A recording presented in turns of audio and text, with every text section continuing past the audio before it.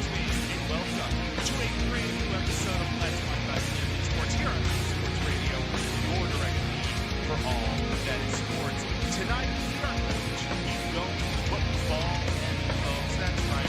The college football regular season has officially come to an end. We're going to have a look at how our major DMV teams finished. It wasn't very good, but we kind of knew that after last week. We kind of knew that coming into the weekend. And then we're also going to take a look at how our non-three big college football teams did. That's right. We're going to be looking at all of our Division II and Division III schools as well. And then in the second half of our show, we're going to be jumping to the professional ranks where we have 2 weeks worth of games to catch up on. 50-50 in both cases. We're going to take a look at what happened in those 2 weeks and how both the Commanders and the Ravens are shaping up headed into their byes. All while finishing off Thanksgiving month with our final sweet wine option that is definitely going to be fruity and tasty. We've got all that and more coming up on Let's Talk About DMV Sports on the IE Sports Radio, your direct feed for all that is sports.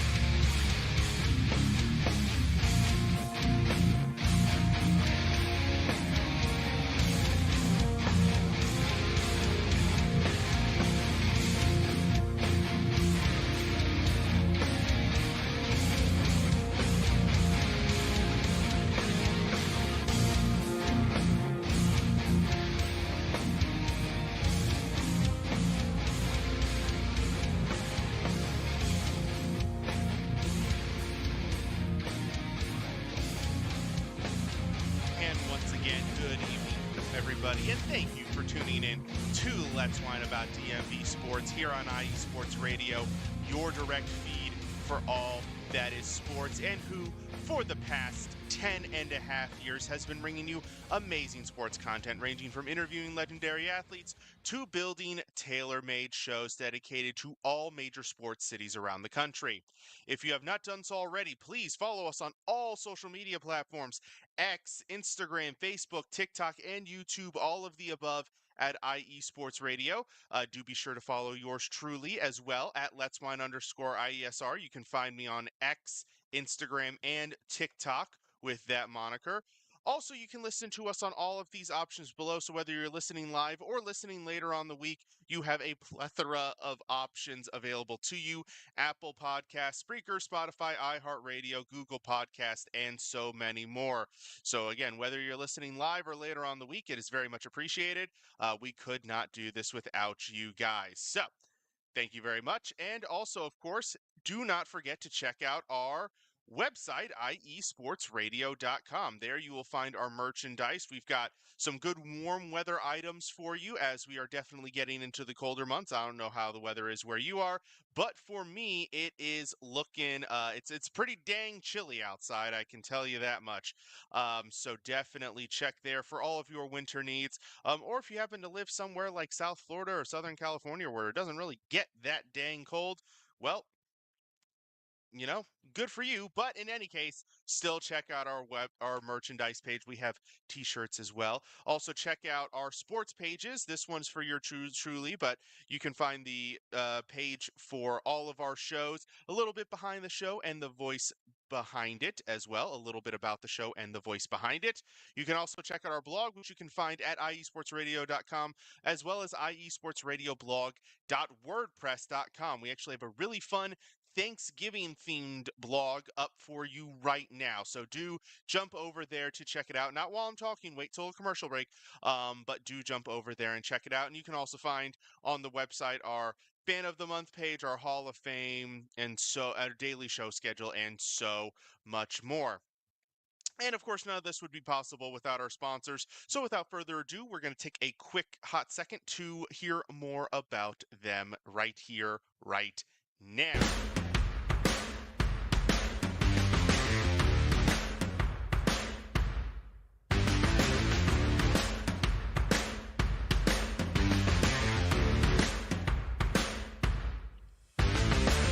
IE Sports Radio fans, this show is brought to you by Planet Jerky Premium Brisket Beef Jerky.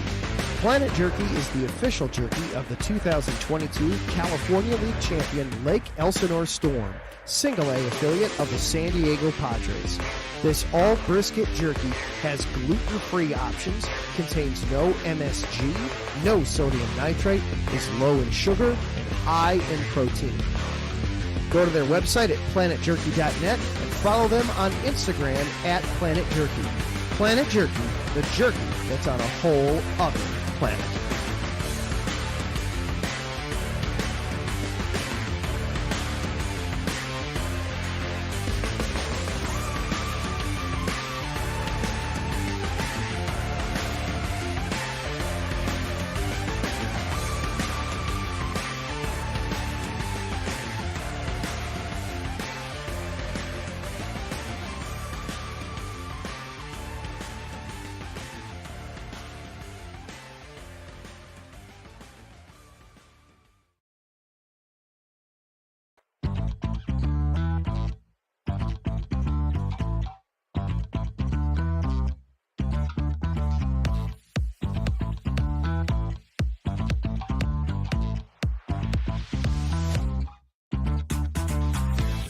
Hey there, IE Sports Radio fans. Be sure to check out our sponsor, Seal the Deal Wax Seals by Cecilia B. You just finished your very own wedding or baby shower invitations and you're looking for that extra special touch? Maybe you just wrote a letter to a relative or a friend and you want to add to their smile when they receive it. Then seal the deal with Cecilia's handmade sealing wax stamps for your invitations, letters, and gifts. You bring the deal, we'll bring the seal. You can find them on Instagram at sealthedeal_wax stamps and on Facebook, Seal the Deal Wax Seals.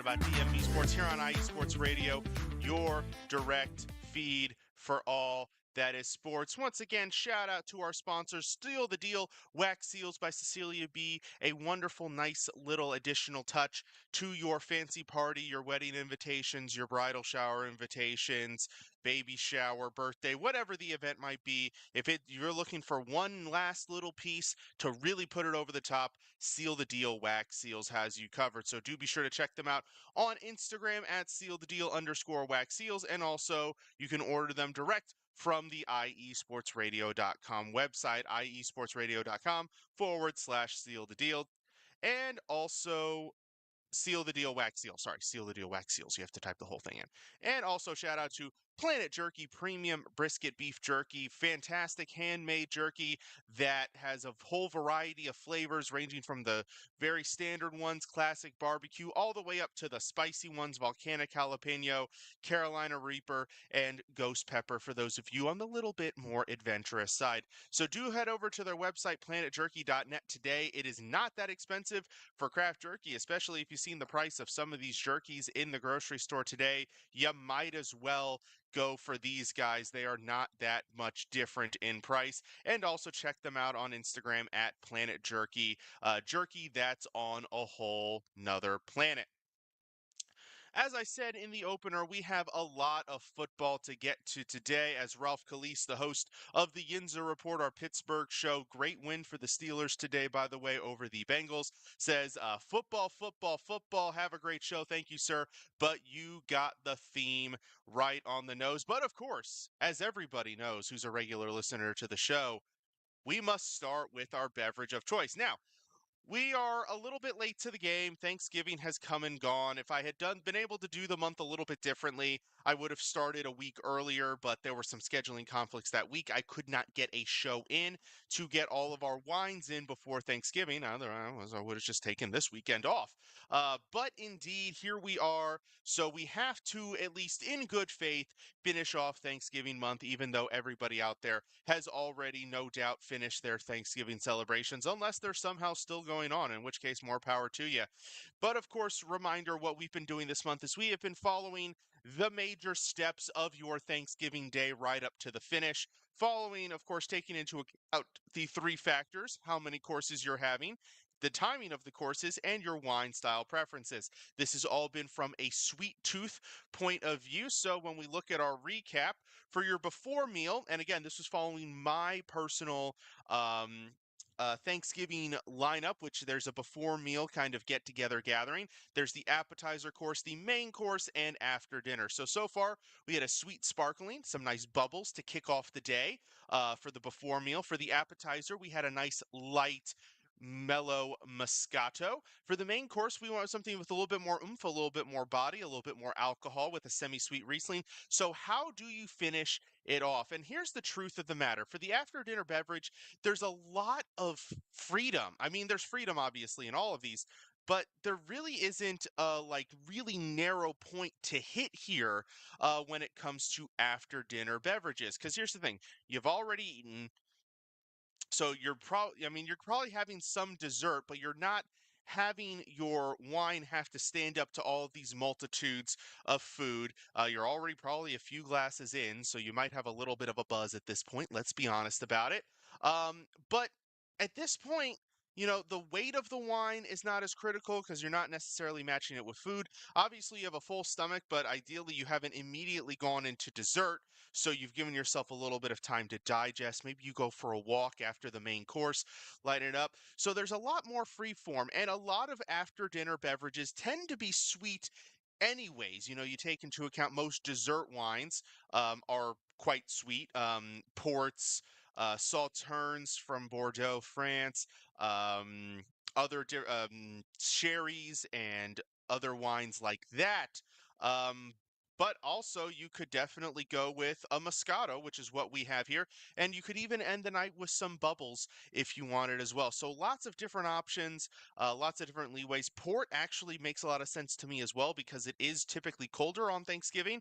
It was definitely colder this Thanksgiving. So a nice port to warm you up at the end of the night, not out of the realm of possibility. So for this, we kept with our theme of going lighter in terms of alcohol and body with the Moscato. Now, in this case, we went a little bit towards more of the extreme of the flavor. Now, you do still want to match your flavors with what you are consuming. However, if you're consuming dessert and you're already consuming sweet items, as long as you don't have fruits that don't make sense together, you're usually pretty well in the realm of matching. So the pairing as well kind of breaks down a little bit in the late game. But I have a Moscato here. This is a California Moscato, actually, a brand called Dive Bar, and this is their blueberry Moscato. Now, this particular brand has all different kinds of flavors. I think I've featured them on my show here before, and they're very simple. They're sweet. This does actually have 11 grams of sugar per serving, so it's for your sweet tooth. This definitely hits the target, and they taste like the flavor that they say. There really is not that much else to it. In fact, I bet you if I just take a whiff right now, it smells like, anybody guesses? Any guesses? It smells like blueberry. So definitely hitting the mark. And it's only 5.5% alcohol. Again, we're sticking with that theme of the lighter wines because, again, you're already a few glasses in, especially if you follow this formula.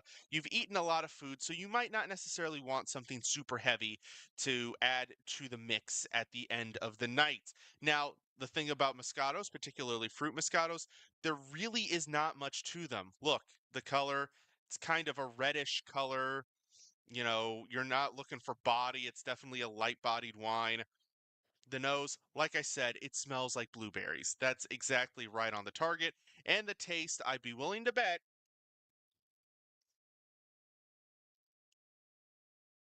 strawberries. No, it tastes like blueberries. That's exactly what it tastes like. So this wine is very light, goes down easy, an enjoyable sipper to end the day. Of course, maybe you have some family lingering after the meal. You're just chatting it up, having a conversation. You're like, hey, let's have another glass. put this in your glass and keep the evening going strong. So this is a great example of a wine that would finish off your evening. But again, you have a multitude of options available to you. It's really not as critical how you finish the meal, because theoretically you've set yourself up to have this flexibility by being strategic throughout the day. And again, this last little hit right here, it's not going to ruin you. It's not super high in alcohol. Just don't drink too much of it, of course, because there's also a lot of sugar, like I said in there. Um, but you get the gist of it. It will not wreck you. You will not wake up with a super terrible hangover off of one glass or two of a 5.5% wine to finish off your evening.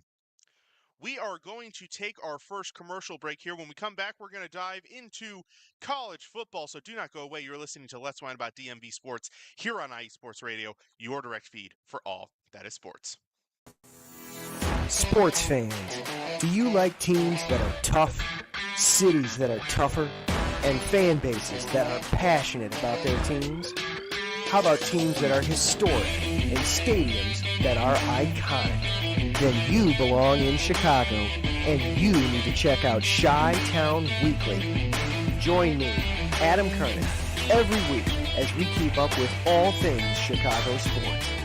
Bears, Bulls, Blackhawks, Cubs, White Sox. We'll cover them all, plus more. The Windy City is always buzzing, and we'll keep you up on all the big games and major stories. So tune in to Chi-Town Weekly every week right here on IE Sports Radio, your direct feed for all that is sports.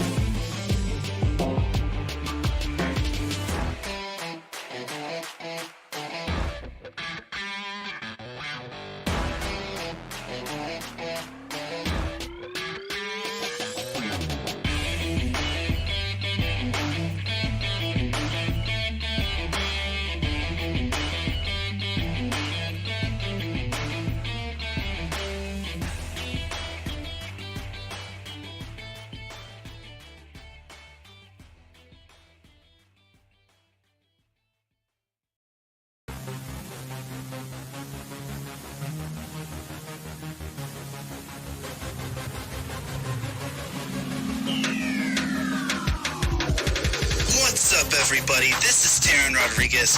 Are you a fan of volleyball? Are you a fan of Thunder Spikes? Then I have the show for you, Set Point, where I cover NCAA men's and women's volleyball, high school boys and girls volleyball, beach volleyball, and even professional volleyball.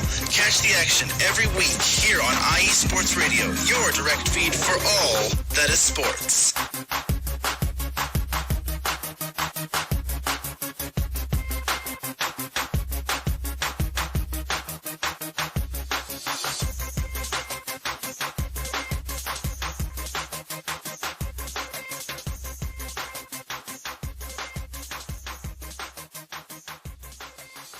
And welcome back to Let's Wine About DMV Sports here on IE Sports Radio, your direct feed for all that is sports. Speaking of Set Point, by the way, Taryn Rodriguez dropping in the chat. First off, hitting us with a good evening. Have an awesome show. Thank you, sir. But also giving us our volleyball update, as Delaware State is in the NCAA women's volleyball tournament, which is fantastic. So is Florida State, my alma mater. Of course, we have a very good women's volleyball team, always have, at least since I've been there. And then Virginia volleyball is also in the NIVC, which is the NIT version, I guess, the secondary tournament when it comes to women's volleyball. So congratulations to both of those women's volleyball teams. Having great years. Delaware State, yeah, for sure. We're actually going to talk about Delaware State very briefly here coming up in just a few minutes. But thank you for that update, Taryn. It's always great to broaden the scope and get a little bit of a view outside of your major sports. Speaking of the major ones, we do have to jump back to those. So a lot of drama in college football this past weekend with many fights breaking out. Of course, it was rivalry week, so a lot of intense games going on. Ohio State, Michigan had a scrum. NC State, UNC, speaking of another one of my alma maters. They had a scrum at the end of their game as well, but not as much of a scrum at the end of this game. Virginia Tech beats Virginia, I believe 37-14 was the final score, or something in that. It was a lot to a little. That was the ultimate takeaway. So Virginia Tech managed to get to 6-6 overall with the victory, which does move them into bowl eligibility. So congratulations to Virginia Tech. They did beat a lot of the expectations by a couple of games. Most people had them in the 4-8 to 5-7 range, so they were able to overcome that and get a strong finish to the season. Thanks in large part to their star pass rusher Antoine, I believe, Ryland Poland. Am I getting that name right here? Hang on one second. He's going to be really quick to find because he is, I believe, the NCAA Division I leader in Oh no, he came in second behind Donovan Ezuroaku. Yeah, I'm not going to try to pronounce. Donovan E. from Boston College finished half a sack ahead of him. Antoine Powell Ryland, who finished second in the nation, the senior defensive lineman out of Portsmouth, Virginia, with 16 sacks and also had 3 fumbles. He was by far Virginia Tech's best player this past season, but they were able to get contributions from various people where they needed most. By the way, Virginia Tech, one of, let's see, 4 ACC teams that finished 6-6, sneaking their way into bowl eligibility, and then another trio went 7-5. So a lot of ACC teams kind of sneaking in that minimum progression here. But Virginia Tech was led for the most part by quarterback Kaiden Drones, but William Watson III actually was the main player down the stretch. He was the starter for the win against Virginia Tech. But the main player on offense, the number 1 player, again, by far, kind of really these 2 guys, top 2 on the team, and then everybody else well behind, was Baishul Tutin, senior running back out of New Jersey. 1,159 rushing yards and 15 rushing touchdowns. Also contributed 2 more touchdowns in the passing game. So by far their most productive player. Also have to give a shout out to their kicker, John Love, the sophomore kicker out of Spartanburg, South Carolina, made all of his extra points in 15 of 17 on field goals. So great season from him as well. But ultimately, Virginia Tech does get to go bowling at the end of the day, and we're going to take a look at what bowl game they are likely to reach here momentarily. But first, of course, we must talk about the sadness, and that was Virginia Tech with the loss goes to University of Virginia goes to 5-7 on the season. Probably about a game better than most people would have expected, but ultimately they will not get to go to a bowl game. But some positives to talk about. Sophomore quarterback Anthony Calandria, while he did not perform great, he did have moments of brilliance. He is only a sophomore. He is a scrambler, so he'll be able to produce with his legs. But he will be back next year, ideally, unless he answers the transfer portal, which you never know. And you can hope for some growth from the season. Overall, 62% completion percentage, 13 touchdowns to 11 interceptions. So not amazing numbers, but definitely something to build off of. And the experience is never a bad thing.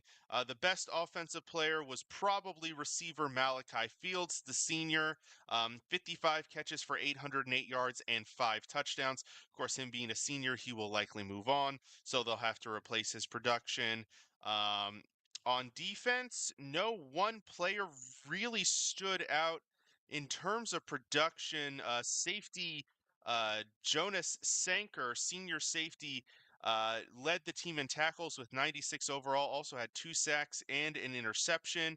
The leader in sacks on the team was actually sophomore linebacker Cam Robinson, who had 5. So not really much of a pass rush from the Virginia Tech defense, but ultimately, main takeaways are that Virginia's not a premier football program. Nobody has particularly high expectations for them in any one year. Expectations were probably their highest when they had Brennan Armstrong on the team a couple years ago before he kind of fell off. So, yes, the team will do what it can, bring in some new recruits, maybe hit the transfer portal a little bit to try to see if they can just get over the hump, get that one extra win to get to bowl eligibility. And then you want to talk about sadness? This is about as sad as it gets. Maryland, who was 4-3 5 weeks ago, managed to go on a 5-game losing streak, and many of those games were whoopings as well. This one against Penn State, 44-7, not close in the slightest. So Maryland finishes at 4-8, 1-8 in the Big Ten. You want to talk about playing the little brother role? Maryland once again significantly playing the little brother role. Sophomore quarterback or junior quarterback Billy Edwards had an okay season stat-wise, completed 65% of his passes, a 15-9 touchdown to interception ratio. He was third on the team in rushing yards and second on the team in touchdowns. Roman Hemby, the junior running back, led the way in rushing yards and rushing touchdowns, but not an overall productive season for him. Looks like about 880 total yards and 8 touchdowns. That's rushing and receiving.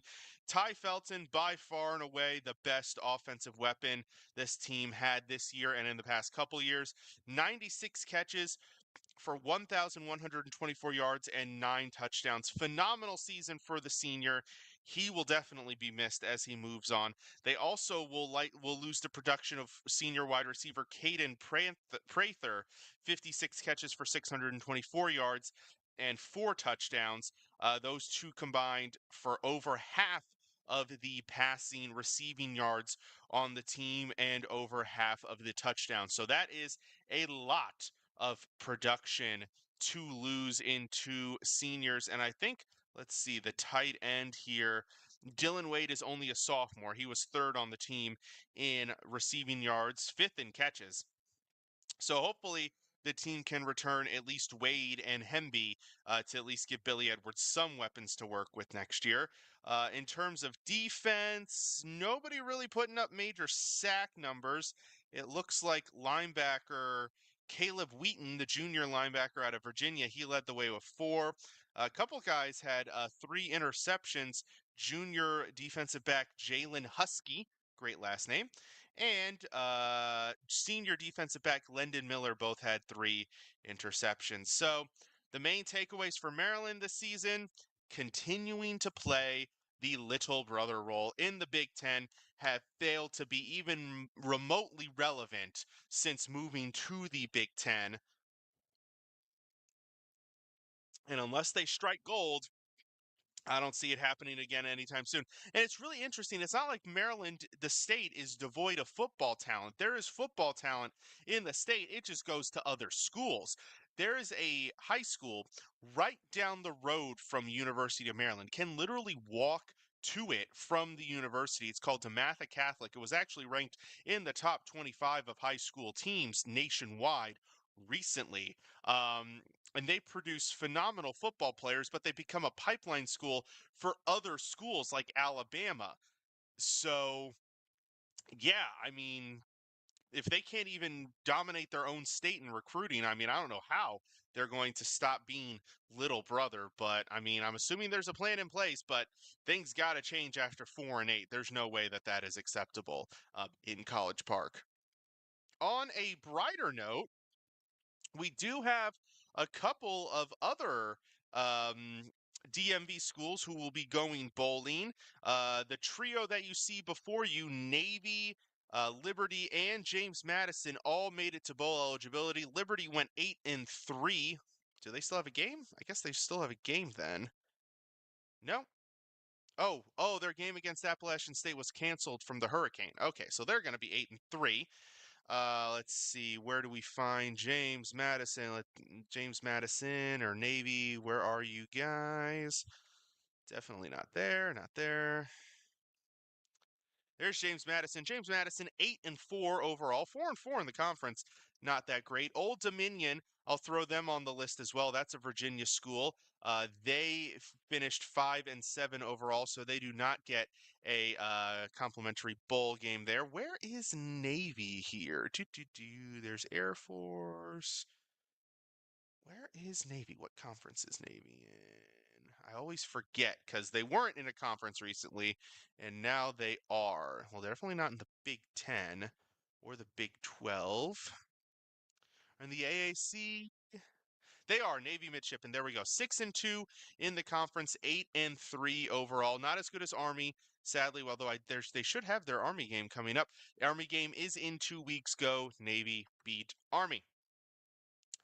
So where does that put our all of our schools really? Where does everybody fall for their bowl game projections? Well, this is courtesy of CBSSports.com. Liberty is slated to get the Bahamas Bowl on January 4th against Western Michigan in the Bahamas. So that's going to be lovely, especially on January 4th. Scrolling down the list, let's see, where do our other guys fall? Navy is set to host Louisville in Annapolis, Maryland for the Military Bowl on December 28th. That's the projection there. Army, actually, fun fact, projected to get the Independence Bowl against NC State. So that's going to be interesting.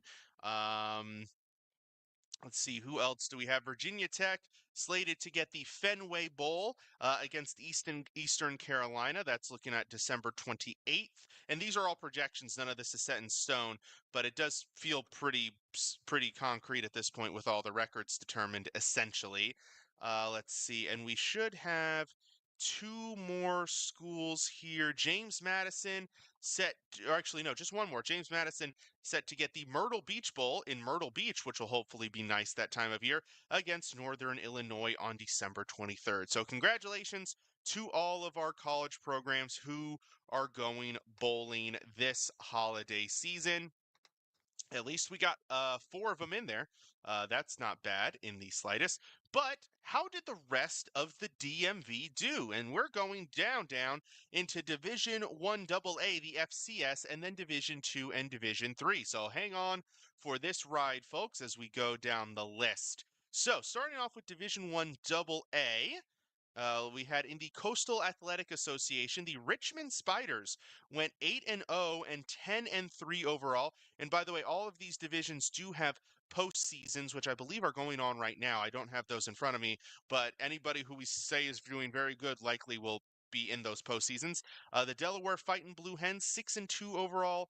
9-2 overall, 6-2 in conference. Towson Tigers 7-5 overall, 5-3 in conference. They probably did not get an invite to postseason play. In the Mid-Eastern Athletic Conference, we have Norfolk State and Howard both went 4-8 overall, so definitely no postseason there. And Delaware State, who we just talked about, their great women's volleyball team, their football team not so much. They went 1-11 on the year. We wouldn't have anybody in the Missouri Valley Conference nor the Northeast Conference. Let's see. Georgetown Hoyas 5-6 overall, so not a great season for them. Going down the list here, do we see anybody else? It does not look like there are any more DMV schools there. So there's your Division 1 AA football results there for some of our AA schools. Now we're going to Division 2 here, where we have the Virginia Union Panthers went 10-3 overall. The Virginia State Trojans 7-4 overall. The Bowie State Bulldogs, from right down the road from my high school, went 4-6. So pretty decent results for the first two, not so much for Bowie State. Let's see, who else do we have here? Some of these schools, I'm not going to lie, I'm not going to have any idea where they are, so I'm probably going to miss a few. But I will try to remember some of them. We would not have anybody in the Lone Star. Let's see, Mid-American, Mountain East. Oh, we have West Virginia State. I'll claim West Virginia State. Yellow Jackets, they went 6-5 overall. And the West Virginia Wesleyan Bobcats went, well, 0-11. So that's not as great. Let's see. Anybody else who stands out? Forget there's a Pennsylvania State Athletic Conference. You know, I will shout out the Kutztown Golden Bears because that is where both of my cousins went to college, was Kutztown. So shout out to them. They went 1-11-1. which is a great result for them. Would not have anybody in the Rocky Mountain area. Let's see, South Atlantic. UVA Wise Cavaliers, that definitely sounds like a Virginia school, went 4-6 overall. All right, those are our Division II schools. And now for Division III, again, we're going to be really stretching here to see if we can hit on these. Let's see. Some of these names I do recognize. Let's see here. Johns Hopkins University, that is a DMV school. They went 10-1, Division III. Dickinson, that is actually where my best friend went to college, 5-5 overall, so I'll give them a shout out here. Wouldn't be anybody in New England.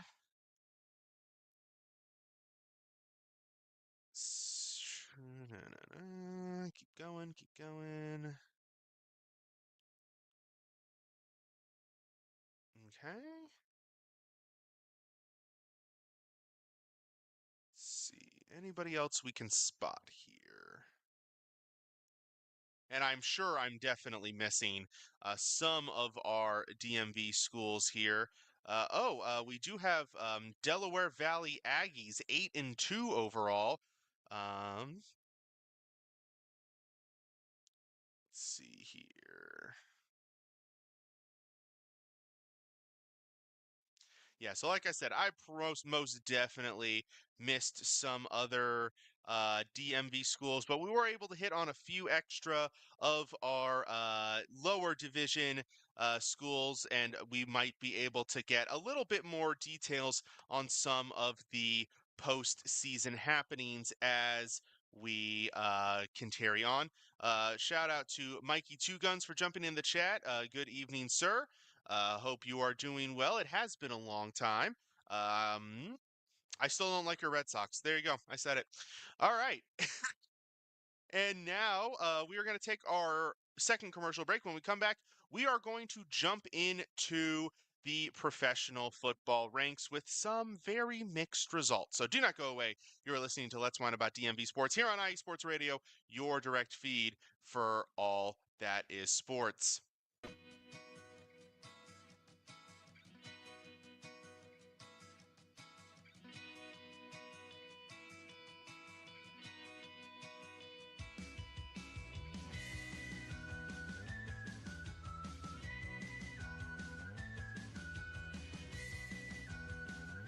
Hey, Cleveland and Columbus sports fans. This is Jen D, host of the Show of the Land on IE Sports Radio, your direct feed for all that is sports. If you love Cleveland and Columbus sports like I do, be sure to tune in live to the Show of the Land on Tuesdays, where we will cover the Cleveland Browns, Cavs, Guardians, and Monsters. We will also talk about the Columbus Blue Jackets, Crew, Fury, and of course, the Ohio State Buckeyes. We'll also cover other colleges in the area like Akron, Kent State, Cleveland State, Mount Union, John Carroll, Baldwin Wallace, Youngstown State, among others. So like I said, if you love Cleveland and Columbus sports like I do, be sure to tune in Tuesdays to the Show of the Land with Jen B on IE Sports Radio, your direct feed for all that is sports.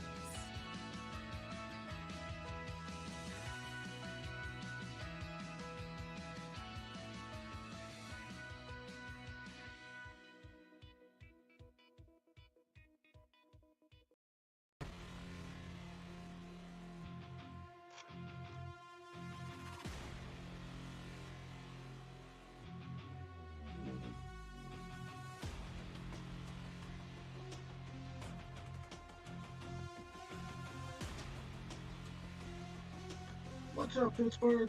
This is Ralph Calise, the host of the Injury Report on IE Sports Radio, your direct feed for all that is sports.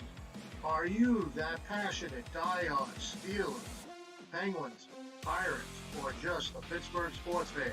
Then please join me on the Injury Report every Tuesday on IE Sports Radio, the direct feed for all that is sports, and I will update you on all that's black and gold. Have you telling your Pittsburgh fans and friends. What's up with Pittsburgh sports?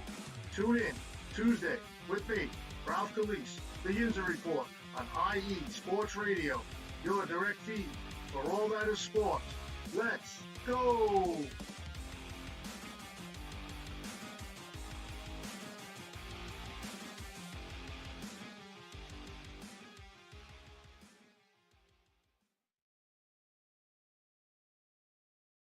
And welcome back to Let's Learn About DMV Sports here on IE Sports Radio, your direct feed for all that is short or sports. Excuse me. I don't know where my words combine there. All that is sports.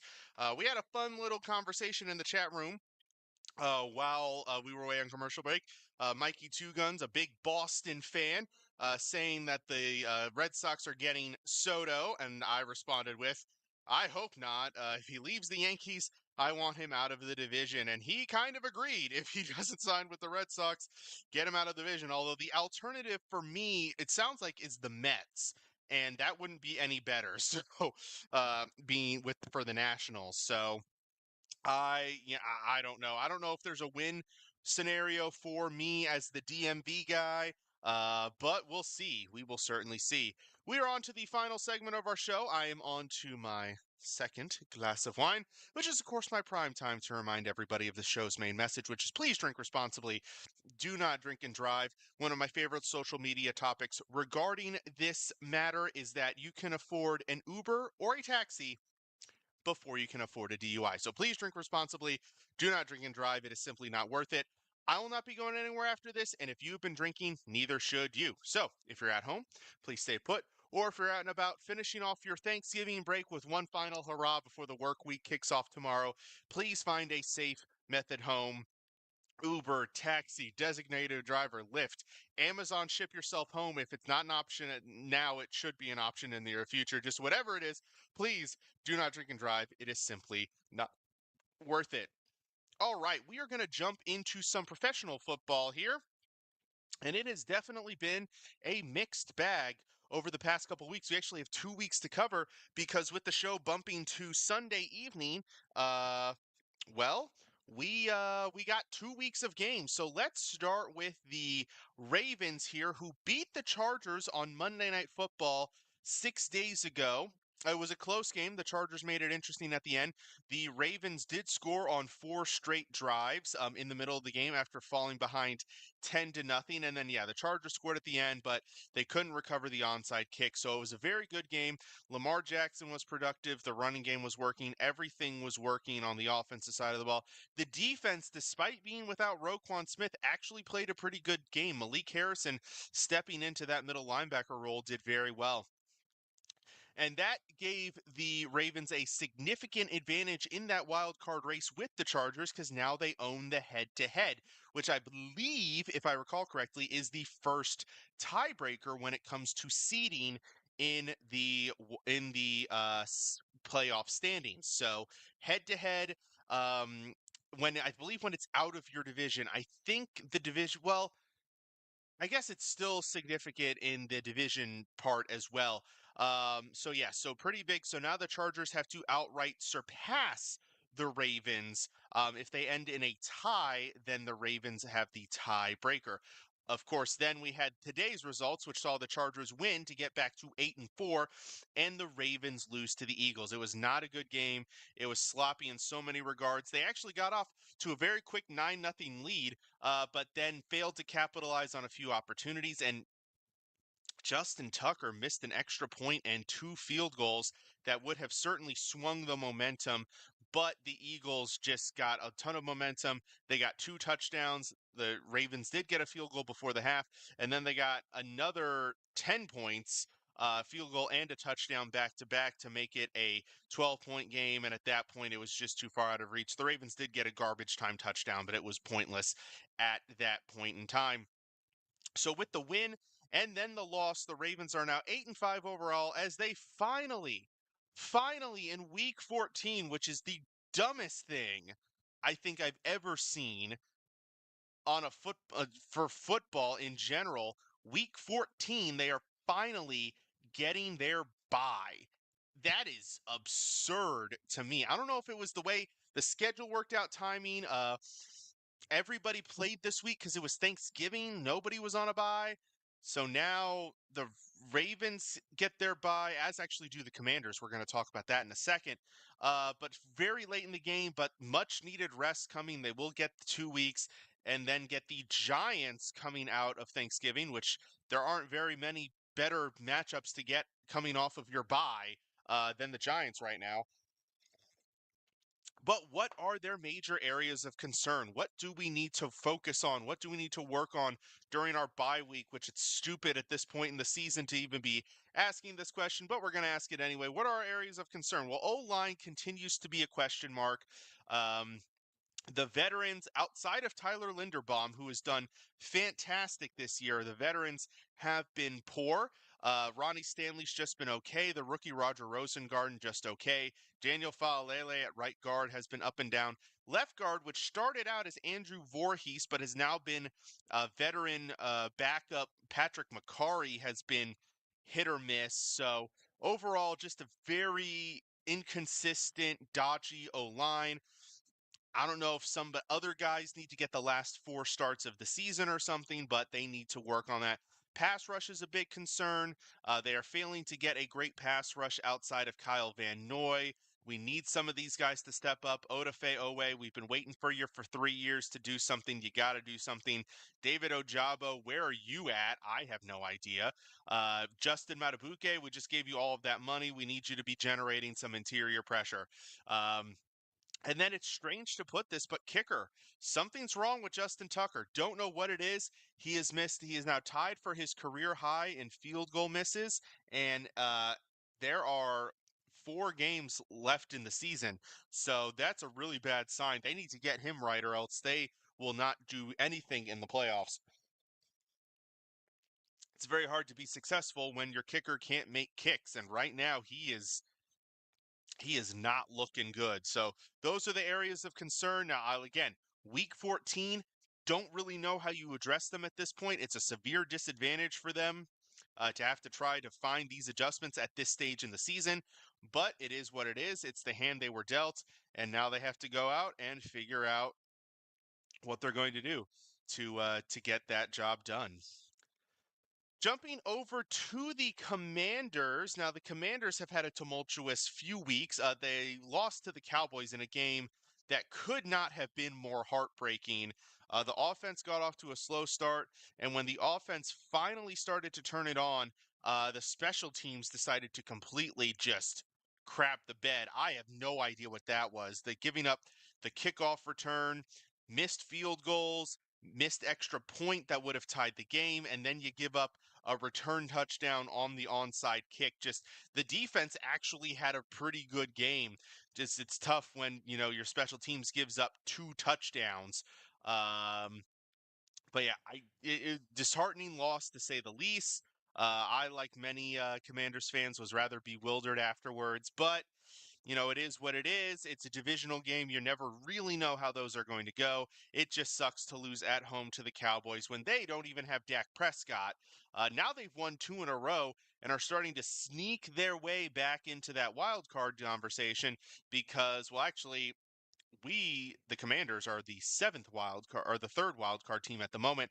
Thankfully, with a very defining return win over the Titans today. Great game all around. Everybody did well, except the kicker again, missing field goals. What the heck is going? Is there something in the water in the DMV to where the kickers just forget how to kick? It's not making much sense to me. But it is what it is. But in any case, the Commanders are 8-5 overall. They are in the 3rd wild card spot behind Green Bay and Minnesota, and they are a couple games back in the division.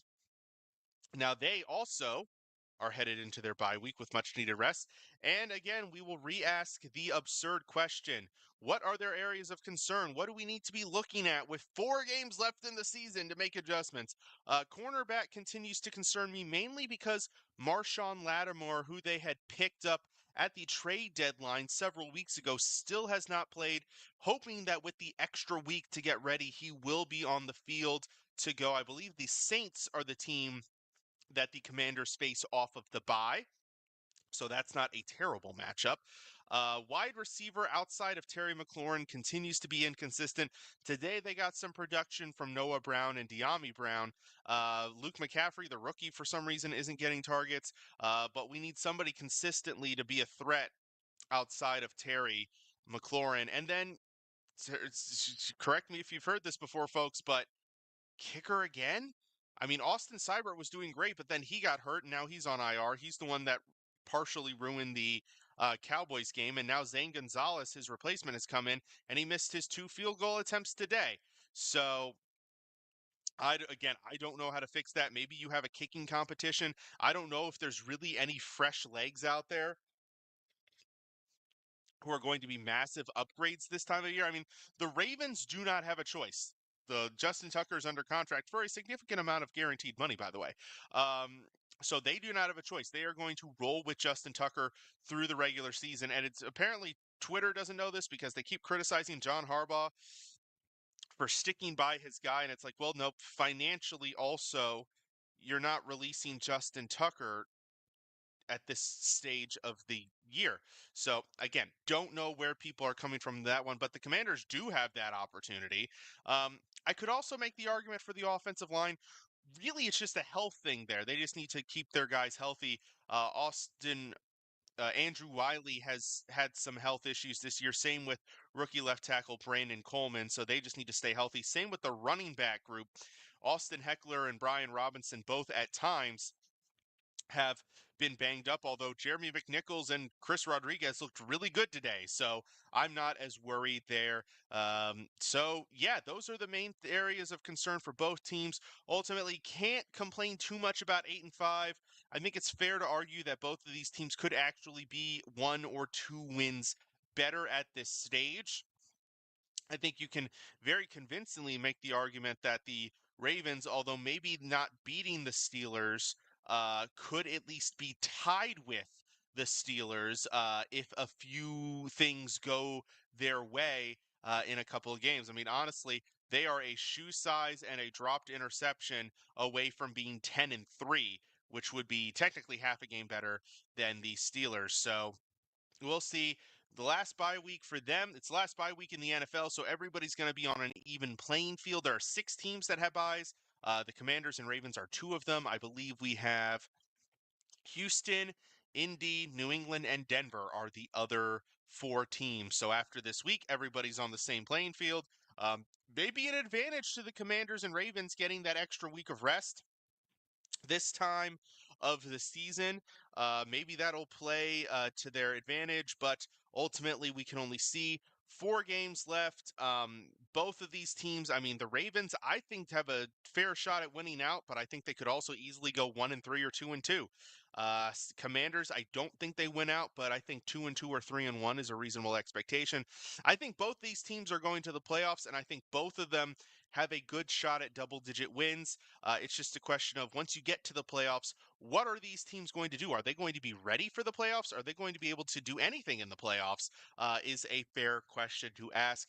Rookie quarterback on one side, team with a lot of holes in the Ravens on the other to be concerned about.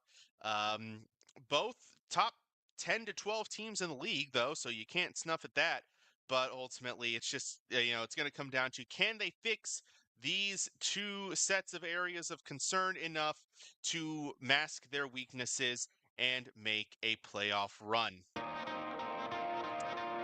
That'll do it for tonight's show. I know we didn't talk about hockey or basketball. I do apologize to you hockey and basketball fans out there. Wizards just completed a winless November. It is their 2nd winless month in the last calendar year. In this calendar year, actually. There have only been 10 winless months in the history of the NBA, and the Wizards have 2 in the last calendar year. So, sorry, I keep using the wrong name. They are still the Wizards until further notice. Maybe another time we talk about them next week, they'll have a win under their belt. We'll see. And as for the Caps, phenomenal hockey. Great offense. Wish their goaltending was a little bit more consistent, and they would stop having like 4 or 5 goal out games. But hey, beggars can't be choosers. They've won 3 in a row, or 4 in a row actually now. now, and they continue to have success without Alex Ovechkin while he recovers from his injury, which will only make this team that much more dangerous when he returns from his injury. That will do it for tonight's show. Thank you all for tuning in. Thank you everyone who jumped in the chat room. Once again, if you've not done so already, please follow us on all social media platforms at IU Sports Radio. Follow the stream on X, Instagram, and Facebook. Be sure to listen to us throughout the week. We have shows every day. We can definitely do something for you at all these options. And check out our website as well with all of the different, our merchandise, show pages, blogs, Hall of Fame, all of the above, and more. Shout out once again to our sponsor, Planet Jerky, premium brisket beef jerky that's on a whole other planet, and Seal the Deal Wax Seals. And of course, one last reminder to those of you who maybe missed the message, please drink responsibly. Do not drink and drive. It is simply not worth it. Once again, thank you all for tuning in. Thank you for listening live or later on the week. It's greatly appreciated. This has been Mike Patt for Let's Whine About DMV Sports here on IU Sports Radio, your direct feed for all that is sports. Have a great week. We'll see you next time with a new monthly theme. What that will be, you'll have to tune in next week to find out. In the meantime, have a great week.